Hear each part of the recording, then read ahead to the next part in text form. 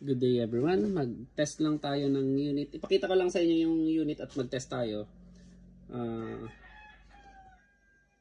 Yung binili ni Sir from Davao City. So, for Davao City, Novridge SSP 56.0. Nakita kasi ni Sir na lagi daw, yung mga Novridge daw sa Davao is laging na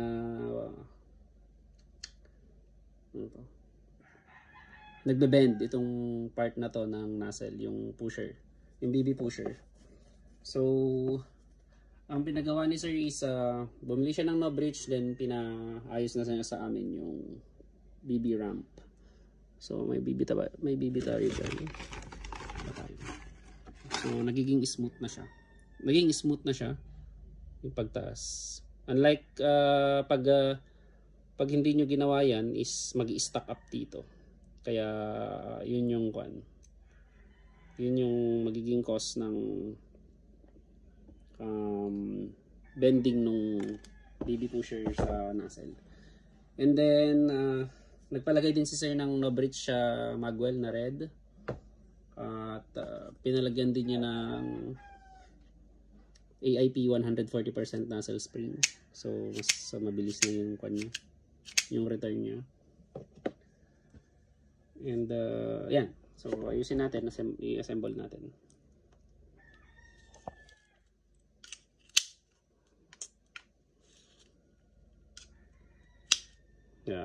Pa yan. Pangatlo na. Okay.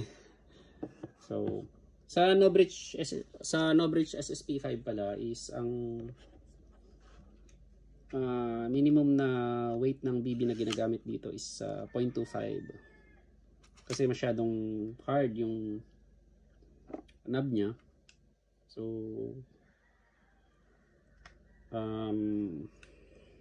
lilipad yung mga magagaan, 0.23 or 0.2 na BBs.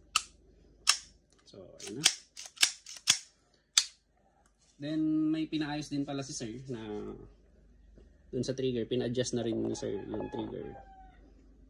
So from yan, minor adjustment lang naman to. Hindi naman ito yung trigger tuning. So hanggang dun na lang talaga. Yan. So testing natin. Kuha tayo ng ito na lang, mas madami para testing natin yung trigger kung walang malfunction. Yan. Okay. So ito. Mga 2, 4, 6, 8, 10, 12 shots. So ayan.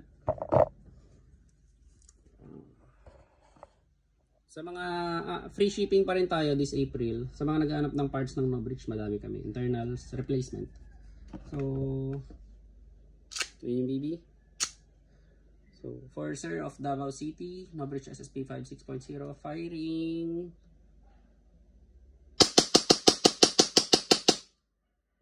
Okay, ubos na. So, ano BB? So, habol kayo. Thank you very much, Sir, of Davao City.